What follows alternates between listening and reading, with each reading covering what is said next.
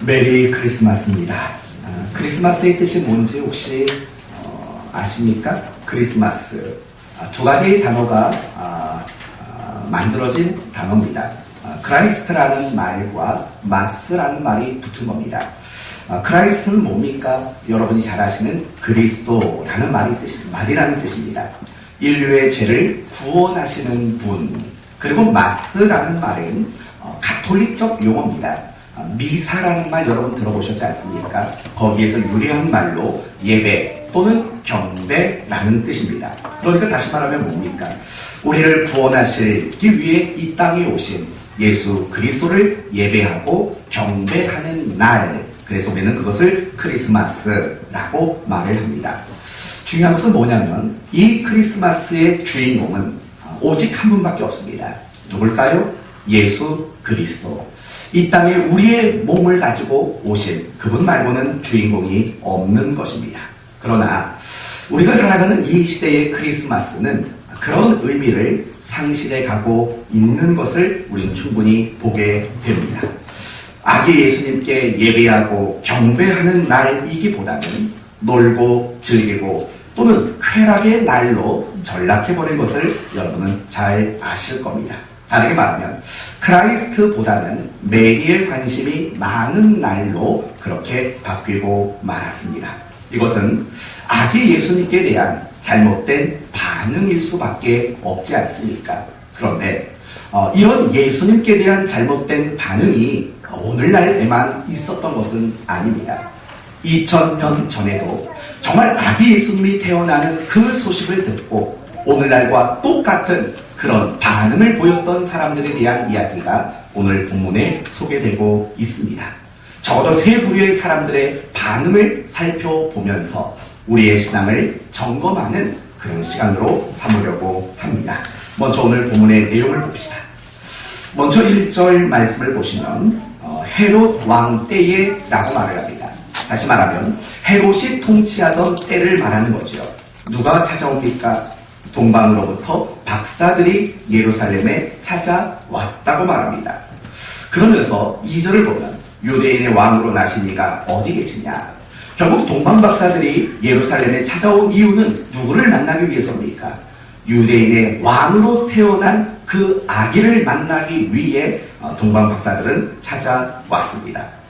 그리고 3절에서 8절까지를 보시면 이 동방 박사로 인해서 유대인의 왕으로 오실 그 아기가 태어났다라는 소식이 헤롯 왕과 그리고 그 유대 땅에 전해지게 됩니다. 그리고 9절에서 12절까지를 보면 동방 박사들이 베들레헴으로 가서 아기 예수를 만났고 그 아기 예수에게 세 가지 예물을 드립니다. 뭡니까? 황금과 유향과 몰약, 이 세 가지 예물을 드리는 그런 내용이 오늘 본문의 내용입니다. 그렇다면 오늘 우리가 첫 번째로 생각해 볼 것은 이런 것들입니다. 이 땅에 구주로 오신 아기 예수 그리스도, 그 탄생 소식을 들었을 때 헤롯 왕 그리고 예루살렘에 살던 사람들은 어떤 반응을 보였는가, 이 부분을 먼저 생각해 봅시다. 여러분은 헤롯이 누구라고 생각하십니까? 헤롯에 대해서 알고 있는 것들이 어떤 것입니까? 엄밀히 말하면 헤롯은 정통 유대인들이 아닙니다. 다시 말하면 야곱으로 인해서 이어진 후손들이 아니라는 말입니다. 헤롯은 누굽니까? 야곱이 아닌 에서의 혈통으로 이어진 사람입니다. 이둠의 사람입니다. 결국 이게 뭘 의미하냐면 헤롯은 정식으로 유대 땅에 왕이 될 수 있는 자격을 갖추지 못한 사람이라는 겁니다. 그런데도 불구하고 그가 유대 땅을 통치하는 왕이 되었습니다. 그 방법은 무엇이었을까요? 로마 황제에게 충성을 선언했기 때문입니다. 로마 황제 앞에 큰 공을 세웠던 겁니다. 그 결과 혈통적으로 봐서는 결코 유대의 왕이 될 수 없는 사람임에도 불구하고 로마 황제의 임명으로 유대 땅의 왕이 된 사람이 바로 헤롯이라는 왕인 것입니다. 그가 통치하던 시대에 아기 예수님이 태어났습니다. 그런데 그냥 예수님이 태어났다라는 소식만 전해드린 게 아닙니다. 2절을 보시겠습니까? 2절을 보시면 유대인의 왕으로 나신 이가 어디 계시냐? 라고 말을 합니다. 여러분, 지금 동방 박사들이 찾아왔습니다. 그리고 뭘 물어봅니까? 유대인의 왕으로 나신 이가 어디 있느냐? 라고 묻는 겁니다. 드디어 유대인의 왕으로 태어나는 구주의 탄생 소식을 알게 되는 순간입니다. 그런데 3절을 보면 헤롯과 예루살렘 그 사람들의 반응이 소개가 됩니다. 어떻게 됩니까? 헤롯 왕과 온 예루살렘이 듣고 뭐 했답니까? 소동한지라 라고 말을 합니다. 여기서 소동한다라는 말은 이런 뜻입니다. 당황하다, 대단히 불안해하다라는 이 두 가지의 뜻이 바로 소동하다라는 겁니다. 이상하지 않습니까? 메시아가 온 겁니다. 인류를 구원할 구주가 탄생한 겁니다. 그런데도 불구하고 그 소식을 전해들은 헤롯 왕과 유대에 사는 예루살렘 사람들은 소동을 했다는 겁니다. 굉장히 당황하고 굉장히 불안했다라고 이렇게 소개를 하고 있습니다. 이제 이 부분이 초점입니다. 왜 헤롯은 구주의 탄생을 그렇게 불안해했을까요? 왜 예루살렘에 살던 사람들은 구주의 탄생을 그렇게 불안하게 느꼈을까요? 여러분의 생각은 무엇입니까? 먼저 헤롯의 경우를 생각해 보십시다.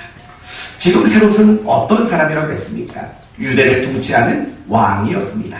그렇죠? 유대를 통치하는 왕이었습니다. 그런데 동방 박사들이 와서 대뜸 하는 말이 뭡니까? 유대인의 왕으로 나신 이가 어디 있느냐라고 말을 한 겁니다. 여러분, 이 말을 듣고 헤롯의 마음은 어떤 마음이 들었겠습니까? 야, 이러다가 내 자리가 빼앗길 수 있겠구나 라는 생각을 분명히 갖게 되었을 것입니다. 그래서 8절을 보면 베들레헴으로 보내며 이르되 가서 아기에 대하여 자세히 알아보고 찾거든 내게 보아여 라고 가서 그에게 경배하게 하라.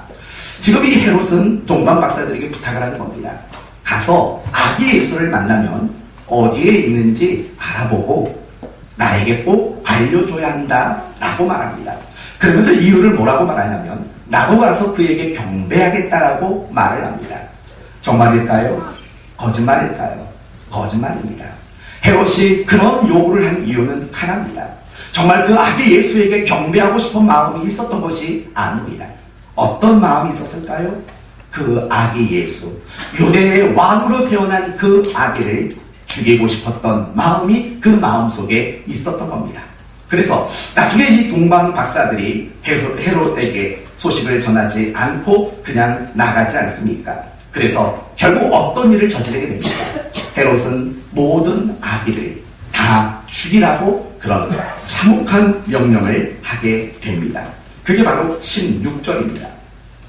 이에 헤롯이 박사들에게 속은 줄 알고 심히 노하여 사람을 보내어 베들레헴과 그 모든 지경 안에 있는 사내 아이들을 박사들에게 자세히 알아본 그 때를 기준하여 2살부터 그 아래로 다 죽이니 이런 일들을 저지르게 되고 만 것입니다.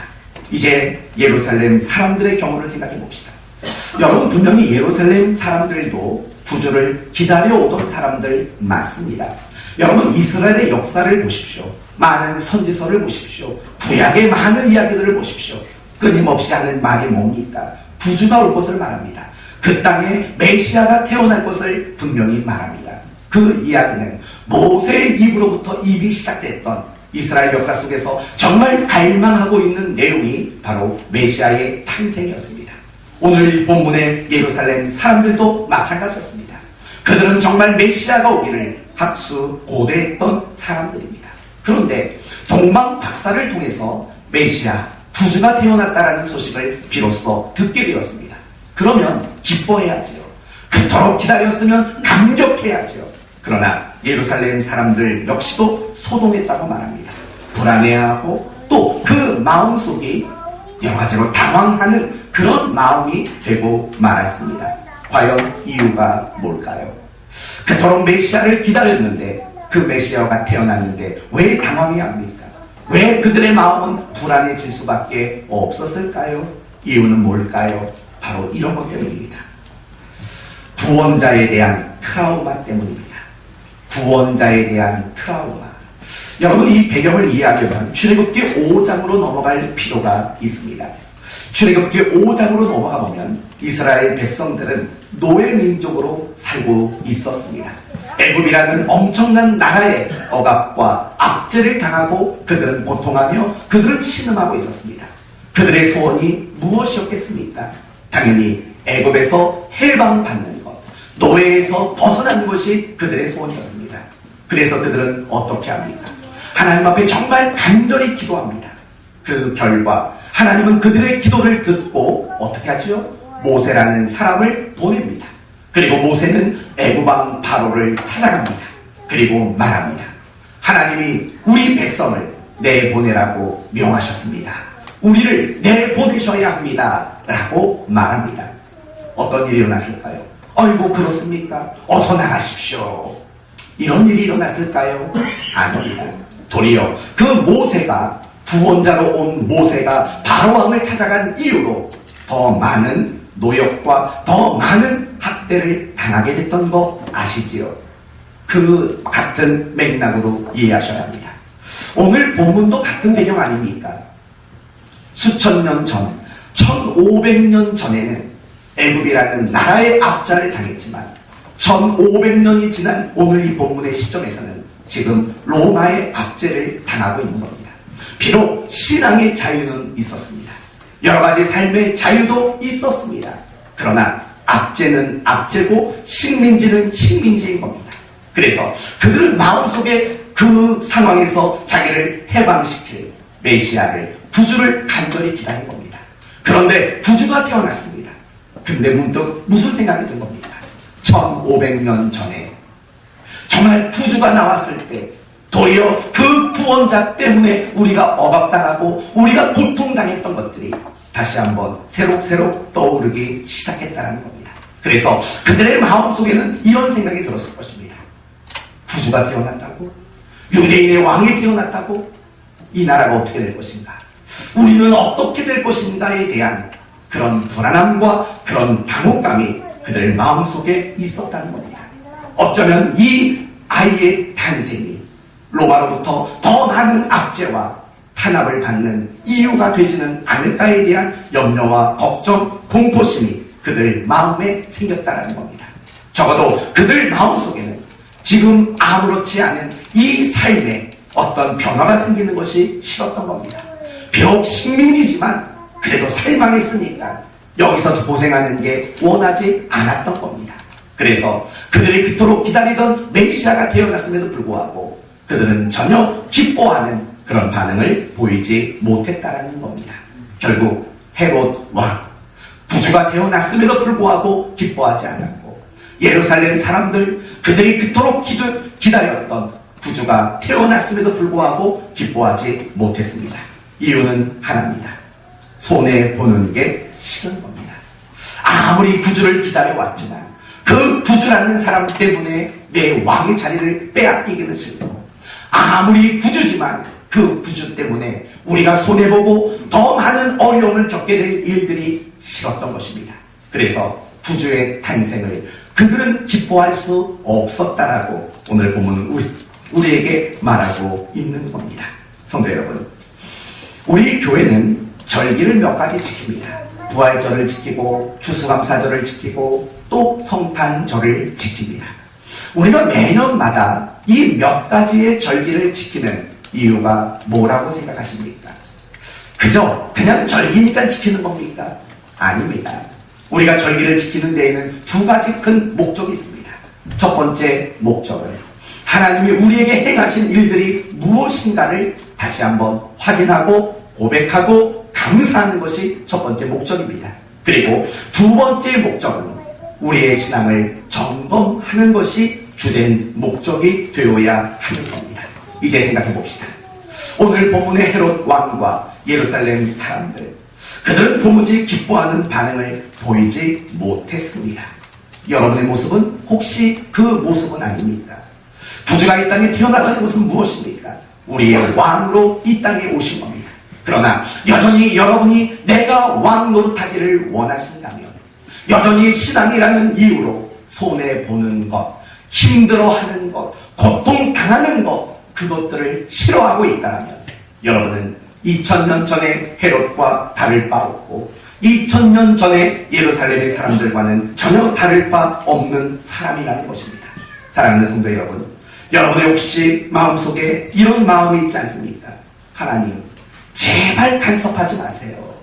하나님, 제발 저한테 이래라 저래라 하지 마세요. 하나님, 제가 필요하면 손 내밀 테니까 그때나 좀 제대로 좀 도와주십시오. 이런 마음 혹시 없으십니까? 그런 마음이 없는지 몰라도 우리의 모습은 그런 모습일 때가 많습니다. 정말 하나님이 왕이라면 우리는 그분 앞에 날마다 복종하는 것이 마땅하지 않겠습니까? 하나님이 우리의 왕이시라면 날마다 우리는 그분의 뜻이라면 기꺼이 아멘하고 나가야 되지 않습니까? 그러나 막상 우리의 삶을 뒤돌아본다면 하나님이 간섭하는 게 싫습니다. 하나님 말씀대로 이렇게 살아라 저렇게 살아라 라고 말하는 것이 싫습니다. 내 마음대로 살고 싶은 겁니다. 신앙이라는 이유 때문에 내가 손해보는 것도 싫습니다. 신앙이라는 이유 때문에 내가 어떤 힘든 지경에 처하는 것, 그것도 싫습니다. 그게 헤롯과 다를 바가 뭐가 있습니까? 그게 예루살렘 사람들과 다를 바가 과연 무엇이 있다라고 여러분 생각하십니까? 오늘날 우리의 입으로는 찬송을 부르고 기쁘다 구주 오셨네를 말하고 또한 헌금을 준비해서 나왔을지 모르지만 여러분이 진정 예수 그리스도를 왕으로 인정하지 않고 그분의 간섭과 그분의 말씀 앞에 순종하는 자세가 없다면 그런 여러분은 바로 이 시대 헤롯이고 이 시대 예루살렘 사람일 수밖에 없다는 겁니다. 두 번째, 이번에는 대제사장과 서기관들의 반응이 나옵니다. 4절입니다.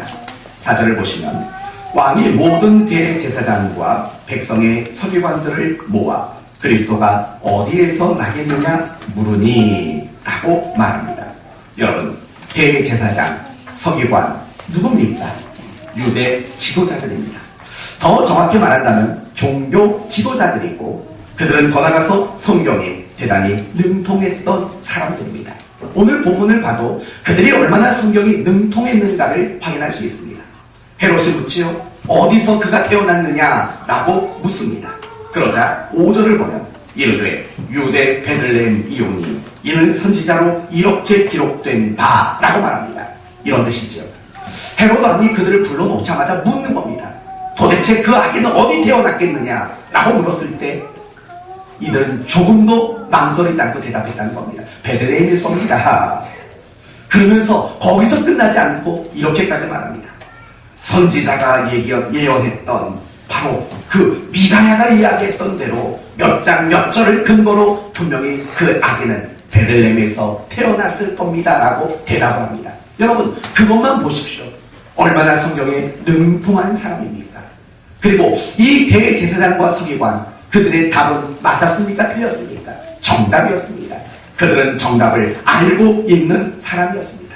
예수에 대한 탄생, 그 정보와 지식에 대해서는 누구보다도 정답을 가지고 있는 사람이었다는 겁니다.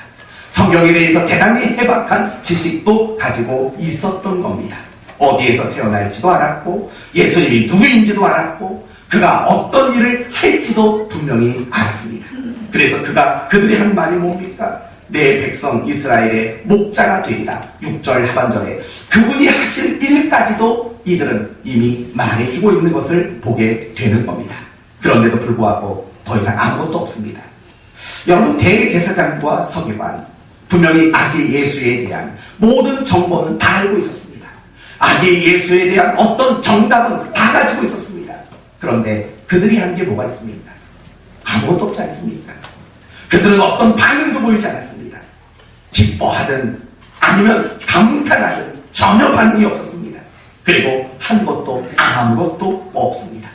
그들이 정말 정확하게 분석하고 그걸 해석하고 그것에 대한 답을 제시하는 것 말고는 아무것도 하지 않았습니다. 어떻게 해야 옳습니까? 여러분 같이 해야 옳습니다. 25일 11시 성탄 감사 예배 여러분 기억하고 달려왔지 않습니까? 적어도 대제사장과 서기관들은 그 아기께 달려가야 합니다. 뭐 장소를 몰랐습니까? 그가 누군지 몰랐습니까? 알았지 않습니까? 그런데도 아무런 반응을 보이지 않았다는 것입니다. 이유가 뭘까요? 왜 대제사장과 서기관들은 모든 정보를 다 가지고 있는데 왜 아무런 반응을 보이지 않았을까요? 이유는 한 가지일 겁니다. 그들의 관심사는 지식에 대한 욕구에만 있었기 때문이라는 겁니다. 다시 말하면 정답을 찾는 것에만 관심이 있었고 정답을 말하는 것에만 관심이 있었고 그 정답을 백성들에게 제시하는 것에만 관심이 있었고 백성들이 그 정답을 이루지 못하는 것을 지적하고 야단치는 것에만 관심이 있었기 때문이라는 겁니다. 한마디로 말하면 그들은 정답을 찾는 지식적 욕구에만 그들의 마음에 관심이 있었기 때문이라는 겁니다.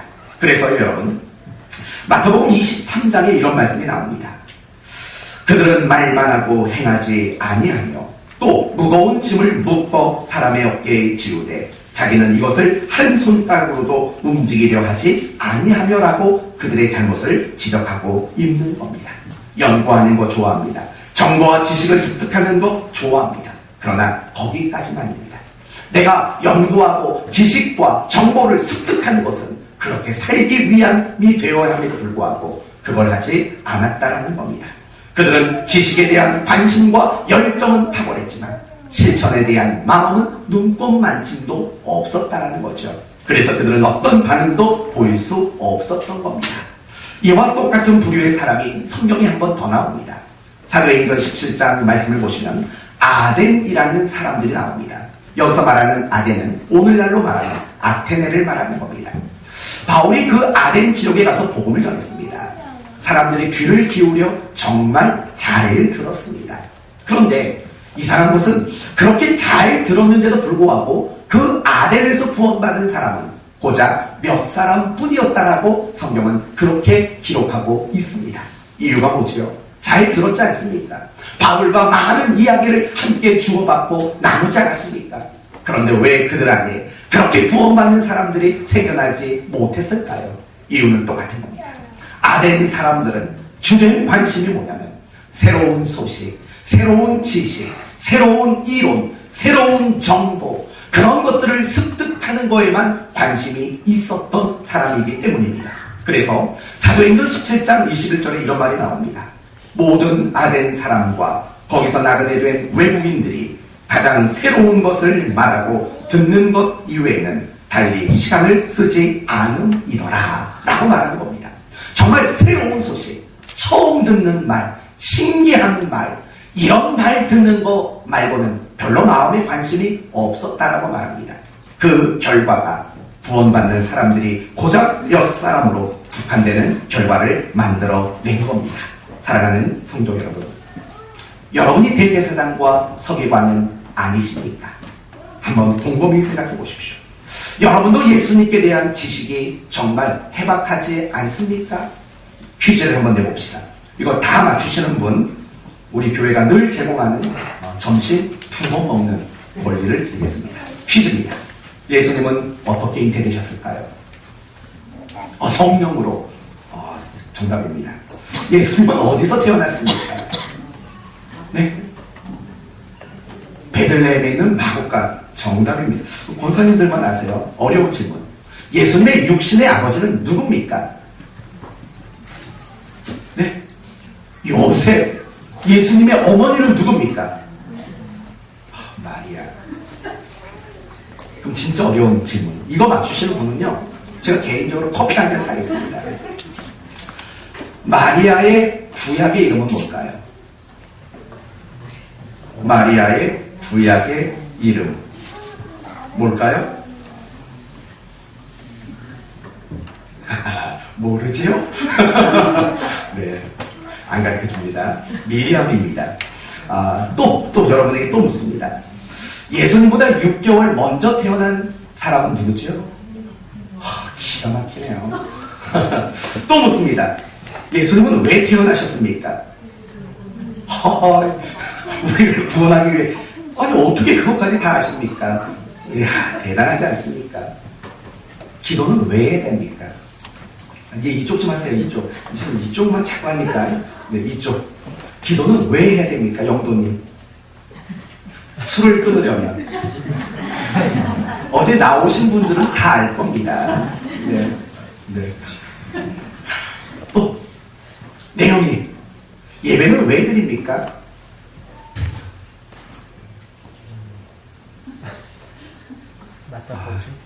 그 어제 구걸만 하다가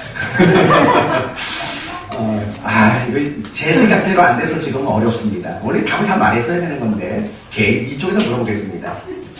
전도는 왜 해야 됩니까? 사명이니까. 이쪽 떡국 두 그릇씩 드십시오. 다 아는 겁니다. 제가 이렇게 묻는 이유 아시죠? 여러분이 예수님에 대해서 모르는 게 뭐가 있습니까?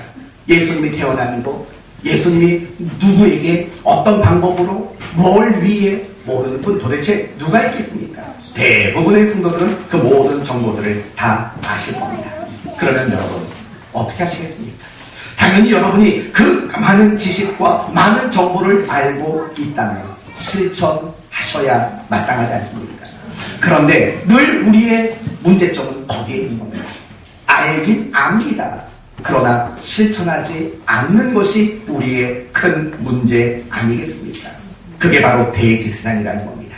그게 바로 서기관의 모습이라는 겁니다.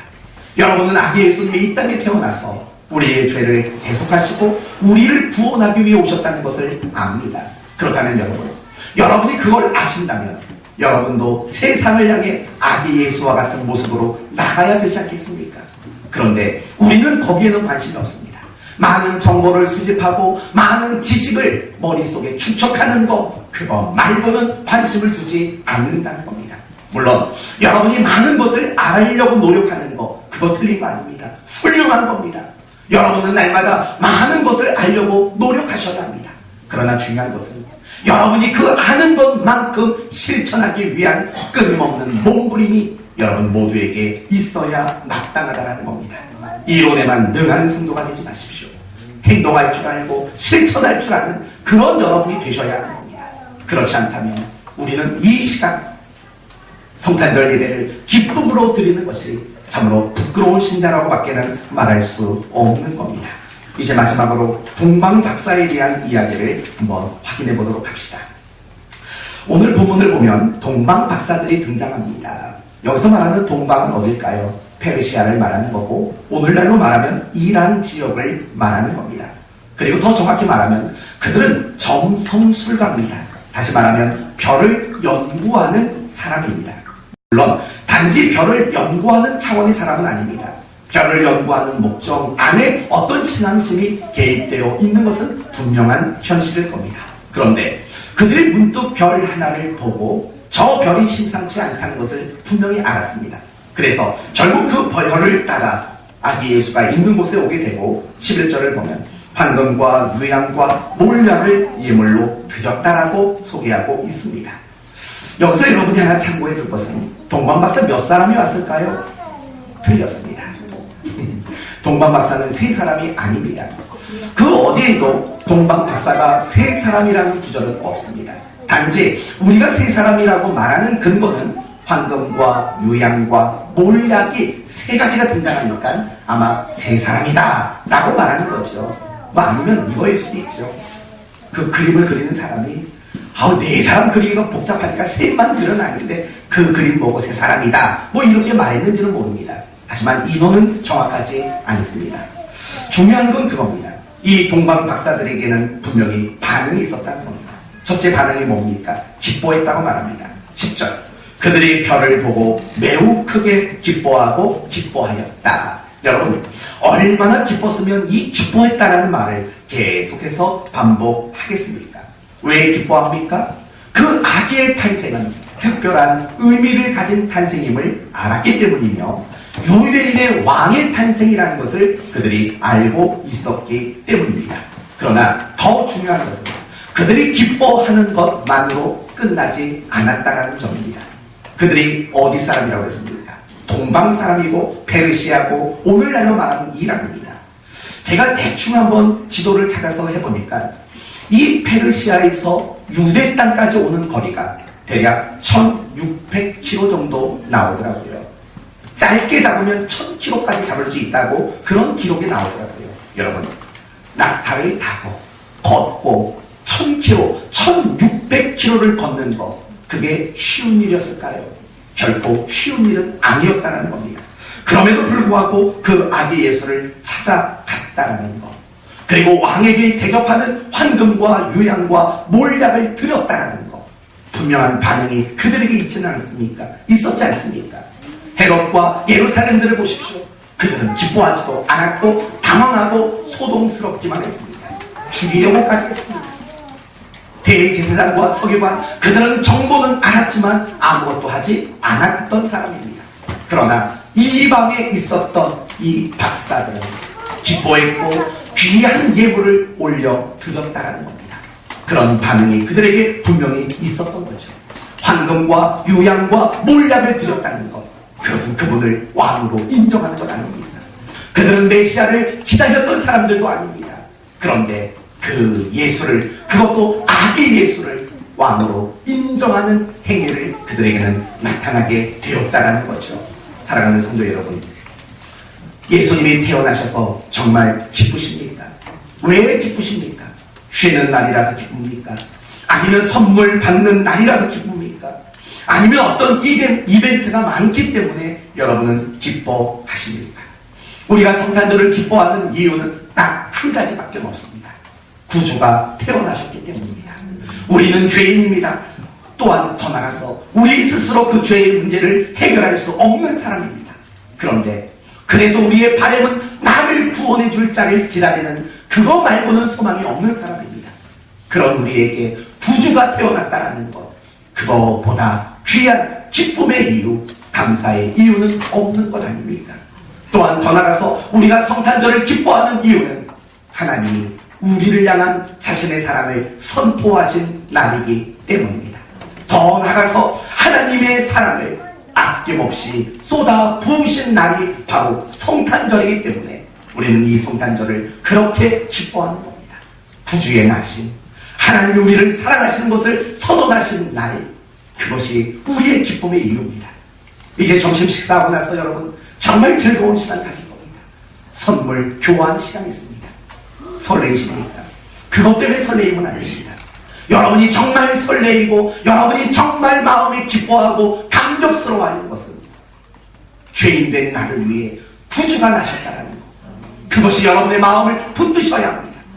하나님이 나를 향한 그 사랑을 선포하신 날이라는 그 의미 때문에 우리는 기뻐해야만 마땅하다는 겁니다. 제발 우리 신자들만이라도 메리에 관심을 갖지 마십시오. 오직 크라이스트에 관심을 갖는 여러분 되셔야 합니다. 그런 의미로 성탄절이 기쁨의 날이 되어야 마땅한 것입니다. 그러나 우리가 이 성탄절을 기뻐하는 것으로 끝나면 안 됩니다.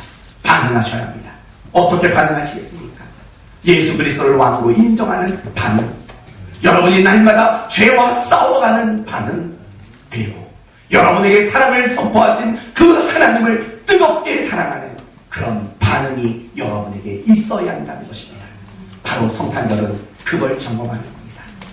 지난 1년 동안 나는 그런 반응이 있었는지, 정말 하나님을 나의 왕으로 인정하는 반응, 죄와 날마다 싸우는 반응, 하나님을 더 뜨겁게 사랑하는 그런 반응이 내 삶 속에 나의 지난 12달 속에 있었는지 그걸 점검하는 날이 성탄절인 겁니다. 그리고 혹시라도 그런 반응이 없었다면 다시 결단하고 결심하는 날이 성탄절인 겁니다. 같이 한번 결단하십시다. 예수님은 나의 왕이십니다. 예수님은 나의 구주십니다. 예수님은 나의 사랑을 독차지하실 분이십니다. 그 믿음의 결단을 다시 할 줄 아는 그런 성탄 되시기를 바랍니다. 말씀을 마칩니다. 예수님의 탄생과 관련해서 우리는 세 부류의 사람들을 봤습니다. 헤롯과 예루살렘 사람들. 그들은 아무런 반응을 보이지 못했고 도리어 예수를 죽이려고 했습니다. 이유는 뭡니까? 손해보기 싫었기 때문입니다. 여러분이 혹시 그들의 모습은 아닌지 보십시오. 대제사장과 서기관들, 그들은 모든 정보를 알았음에도 불구하고 아무것도 하지 않았습니다. 이론만 있는 사람들이었죠. 여러분이 그들의 모습은 아닌지 돌아보십시오. 그러나 동방 박사들은 그 먼 거리를 기쁨을 가지고 달려왔고 왕으로 인정하는 3가지 예물을 올려드렸습니다. 여러분의 모습이 이래야 한다는 겁니다. 이제 다시 시작인 겁니다. 다시 내년도 성탄절이 오기까지 하나님을 왕으로 인정하고 날마다 그분 말씀에 복종하고 날마다 그분 더 사랑하는 일에 힘쓰시고 무엇보다 죄와 싸우는 구주가 필요할 수밖에 없는 우리에게 구주를 주셨던 것을 기억하여 날마다 죄와 싸우는 그런 성탄이 되시기를 바랍니다.